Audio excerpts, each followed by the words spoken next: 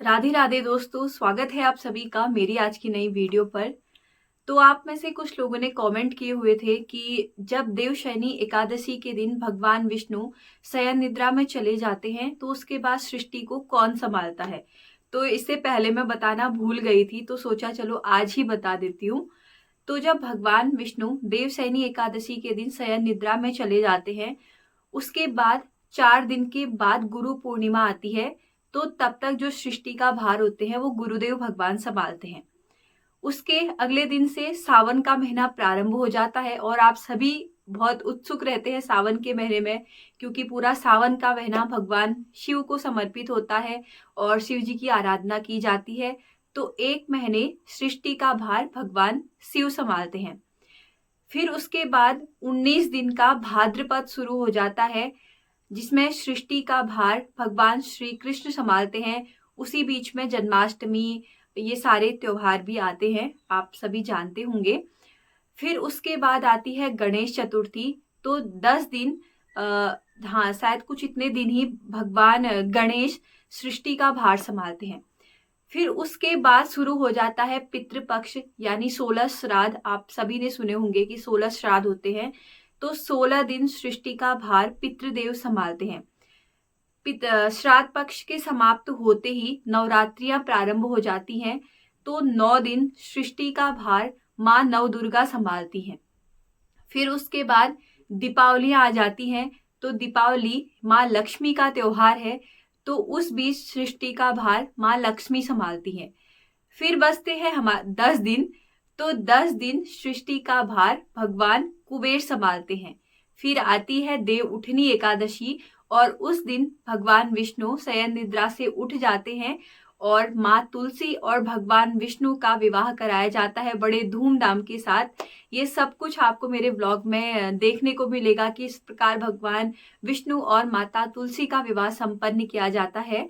उम्मीद करती हूँ कि आप लोगों को ये चीज समझ आ गई होगी, क्योंकि मैं ये पहले बताना भूल गई देवशयनी एकादशी के दिन। तो मुझे फिर ध्यान आया कि अच्छा मैं बताना भूल गई, तो सोचा चलो कोई नहीं, देर आए दुरुस्त आए, तो आज ही बता देते हैं। तो ये है, जरूरी बात थी ये। और अभी कुछ दिनों के बाद हरेला आने वाला है। तो गुरु पूर्णिमा के दिन हमारे वहाँ हरेला बोया जाता है और 16 तारीख को फिर हरेला काटा जाएगा। जो ये वाला हरेला होता है ना, आषाढ़ वाला, मतलब ये सावन वाला, आषाढ़ आषाढ़ में बोया जाता है और सावन में काटा जाता है जो। तो ये सबके वहाँ अलग अलग होता है, मतलब किसी के वहाँ 7 दिन पूरे होने के बाद 8वें दिन हरेला काटा जाता है। किसी के वहाँ शायद ये 10 दिन का भी होता है, लेकिन हमारे वहाँ 7वें दिन काटा जाता है। तो 10 तारीख को हमारे वहाँ बरसायत में हरेला बोया जाएगा और 16 तारीख को हरेला काटा जाएगा। इस बार हरेले, ये जो ऐसे वाले त्योहार होते हैं ना, लोग बड़े कंफ्यूज रहते हैं कि किस दिन क्या होने वाला है, किस दिन क्या होने वाला है। तो सबके वहाँ ये चीजें अलग अलग है। तो आप अपने घर के जो बुजुर्ग होते हैं या आपके आसपास जो भी बड़े बुजुर्ग और जो ये जानकारी रखते हैं, आप उनसे पूछ सकते हैं। क्योंकि मैंने भी अम्मा से पूछ कर ही बताया, क्योंकि मुझे भी पता नहीं था कि किस दिन होता है, मतलब 7वें दिन पूरा होने के बाद होता है या 7वें दिन काटा जाता है, ये मुझे भी नहीं पता था।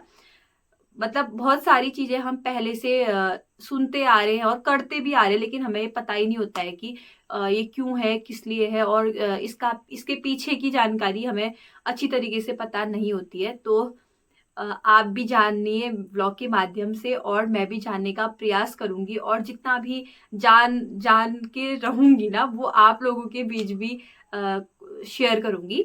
तो हम सभी इस ब्लॉग के माध्यम से ऐसी जानकारियां प्राप्त करते रहेंगे।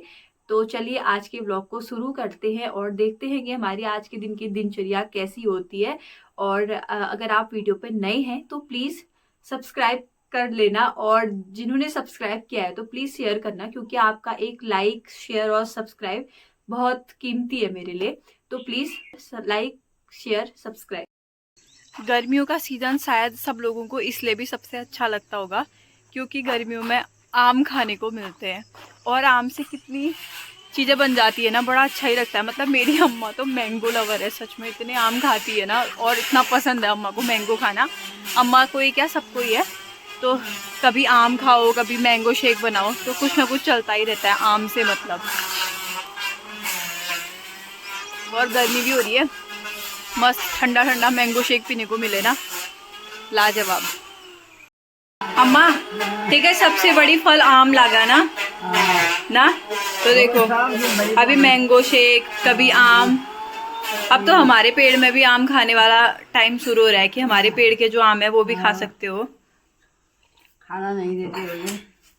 आम तो तू वैसे खा सकती है, लेकिन मैंगो शेक बना के सिर्फ मैं ही दे सकती हूँ तुझे, है ना। पीपी कैसा हो रहा है?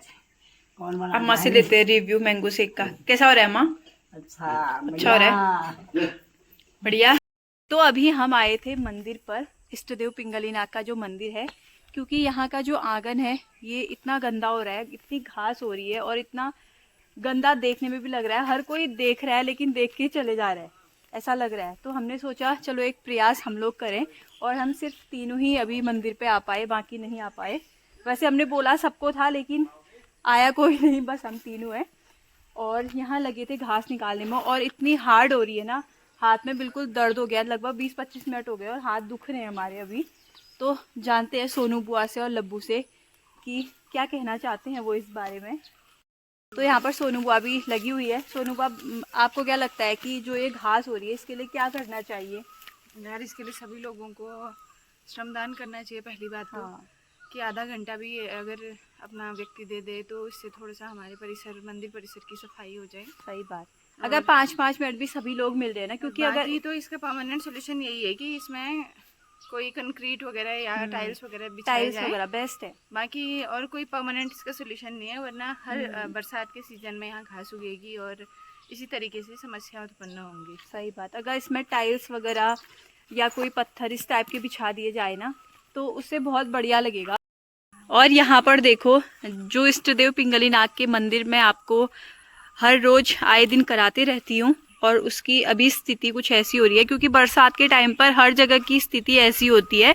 लेकिन हमें अपनी समझदारी से काम लेना चाहिए कि हम इस समस्या का कुछ ऐसा समाधान करें कि परेशानियों का सामना न करना पड़े। अगर इस परिसर में अगर टाइल्स वगैरह कुछ होती तो शायद ऐसी स्थिति नहीं होती और मंदिर की शोभा और ज़्यादा बढ़ती। अब ऐसी हाल हो रहे हैं कि क्या करे जाए, हम भी लगे हुए हैं।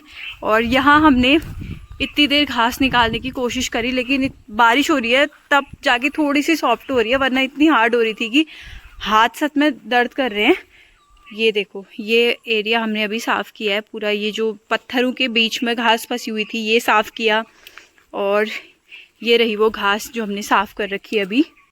तो अब लब्बू से जानते हैं कि वो क्या कहना चाहती है इस बारे में। मैं यही कहना चाहती हूँ, सबसे पहले तो मेरा सभी को नमस्कार, जो भी यहाँ के मेरे बड़े हैं और मेरे से छोटे हैं सभी को प्यार है उनको। तो मैं ये कहना चाहती हूँ कि जो सोनू बुआ ने यहाँ पर सुझाव दिया कि हमें ऐसा करना चाहिए कि इसमें कंक्रीट वगैरह डाल के सीमेंटेड या ऐसी कोई चीज़ डाल दी जाए कि जिससे बरसात के टाइम पे यहाँ पर घास ना उगे। तो मैं ये कहना चाहती हूँ ये करना चाहिए। और जो सामने रास्ता दिख रहा है यहाँ पे हमें अगर मिट्टी डाल दी तो चारों ओर से फूल के पौधे, यहाँ पे कुछ ऐसे गमले टाइप का ऐसा बनाया जा सकते हैं, लेकिन राय हमारे पास हो गई और पैसा कहीं और हो गया है। ऐसा हो रहा है, वेस्ट हो जा रहे हैं ना बीच में। सही बात। मतलब ये तो टीम वर्क है ना, हाँ, किसी पर्सनल का अगर या तो ऐसा कि महीने में सार्वजनिक सही बात स्थल है, मंदिर सार्वजनिक स्थल है, इसमें सभी की सहभागिता होनी जरूरी चाहिए। है। जो श्रमदान करके कर सकता है वो वैसे करे, और जो मतलब आर्थिक स्थिति से करना चाहता है वो वैसे करे। हाँ, तन मन धन, मन भगवान के लिए है, तो थोड़ा सा हाथ भी चलाने पड़ेंगे तन से, और धन से भी कुछ सेवा हो सकती है, तो ऐसा हो सकता है। बाकी जो मेरी वीडियो देख रहे हैं वो ज़रूर इस पे कमेंट करना कि आप लोग इस बारे में अपनी क्या राय देना चाहते हैं, और जो ये मंदिर की स्थिति हो रही है इसमें सुधार के लिए क्या प्रयास किया जा सकता है। तो जब हम इस घास को निकालते निकालते थक गए थे, मतलब बहुत ज़्यादा छोटी घास हो रही थी और वो जड़ से निकल नहीं रही थी, मतलब खाली ऊपर ऊपर निकल जा रही थी, तो 4 या 5 दिन के बाद वो घास फिर से उग जाएगी। तो फिर हमने सोचा कि ऐसा करते हैं, एक दवाई आती है घास सुखाने वाली, तो सोनू बुआ ने वो दवाई मंगा रखी है, तो क्या पता उसका छिड़काव करके जो ये घास है ये थोड़ी सी कम, मतलब जल जाती है उससे, शायद घास ऐसा होता है, जलती है ना, हाँ केमिकल होता है ना, तो उससे घास जल जाती है, तो ये एरिया थोड़ा साफ हो। फिर एक समाधान हमें ये लगा, अब जब वो छिड़काव करेंगे तो फिर देखते हैं कि उसका परिणाम कैसा निकलता है। उम्मीद है कि परिणाम अच्छा हो। तो चलिए फिर से थोड़े सा सफाई में लग जाते हैं और फिर दिखाते हैं कि हम कितना साफ कर पाए। ये वाली घास है ना, ये थोड़ी सी बड़ी हो रही है तो इसलिए निकालने में इसको आसानी हो रही है। देखो आसानी तो क्या ही हो रही है, हाथ में जो जलन हो रही है वो हमें ही पता है कि कैसी हो रही है, लेकिन फिर भी मतलब निकल जा रही है, ऐसे निकल जा रही है, हाथ की जड़ से स्थिति निकल जा कुछ रही इस है, प्रकार मिट्टी से के साथ निकल जा रही है। लेकिन जो ये छोटी छोटी घास है, ये वाली ये घास है, अब ये बताओ, अब हम इसको ऐसे निकालेंगे, ये इतनी जड़ से नहीं निकल पा रही है और जो हार्ड हो रही है ना, बहुत मुश्किल हो रहा है निकालना। तो इस चीज़ के लिए हम इसमें दवाई स्प्रे करेंगे कि क्या पता ये घास जड़ से समाप्त हो। ऐसा हो रहा है, देखो इतनी मेहनत लग रही है, बहुत मेहनत है, बहुत ज़्यादा मेहनत। तो अभी मंदिर की सफाई करके हम पहुंच गए थे धारे पर, और हाथों में जो जलन हो रही है ना, हो रही है मतलब सच में बड़ी खतरनाक वाली जलन हो रही है हाथों में, क्योंकि वो घास निकालना इतना मुश्किल हो रहा था और लगभग 1 घंटा हो गया होगा हमें। अब हमारा काम वहाँ पर दिख रहा है या नहीं दिख रहा है हमें भी नहीं पता, लेकिन भगवान जी को ज़रूर दिखा होगा हमारा काम कि हमने कितनी मेहनत करी थी। सुनो हुआ हाथों में जलन हो रही है, बहुत ज़्यादा जलन हो रही है, बहुत ज़्यादा। और ठंडे ठंडे पानी से जब हाथ धोएंगे ना फिर आएगा सुकून। तो शाम को गांव का जो माहौल होता है वो कुछ इस प्रकार होता है, कोई घास काट रहे होते हैं और कोई घास को जा रहे होते हैं, मतलब सब अपने अपने काम में व्यस्त। कोई पानी भरने आए होते हैं, कोई घास काट के फांचा ऐसे रख के जाते हैं, मतलब शाम को कुछ ना कुछ काम सबका चला ही रहता है। और यही पहाड़ों की खूबसूरती है और गाँव की खूबसूरती है। और व्यू देखो शाम का कि कितना अच्छा लग रहा है, चारों ओर हरियाली देखने को सिर्फ पहाड़ों में ही नज़र आती है।